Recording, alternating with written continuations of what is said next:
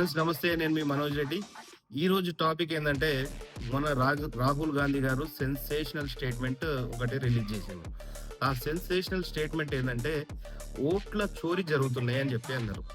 ఓట్ల చోరీ జరుగుతున్నాయి, డెమోక్రసీని కిల్ చేస్తుండ్రు అని చెప్పి వారు స్టేట్మెంట్ ఇచ్చిండ్రు.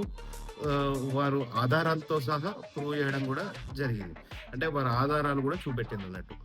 ఎలక్షన్ కమిషన్ కే నేషనల్ ఎలక్షన్ కమిషన్‌కే వారిట్లా చెప్పేసింది అన్నట్టు. మీరు డాక్యుమెంట్ కూడా రాహుల్ గాంధీ గారు అడిగిన డాక్యుమెంట్ కూడా ఇయ్యట్లేదు. ప్లస్ సరే వారు అన్నది అంటే ఎలక్ట్రానిక్ డేటా అన్నది ఇచ్చేది ఉంటే ఇంకా అనాలిసిస్ చేయడానికి ఈజీగా ఉంటదని చెప్పి వారు అడిగిర్రు. సరే ముందుగా ఏందంటే ఈ ఓట్ల చోరీ ఏందిరా బాబు? ఈ ఓట్ల చోరీ ఏంది? అంటే దేశం ఎటుపోతాంది? రాష్ట్రాలు ఎటుపోతాయి?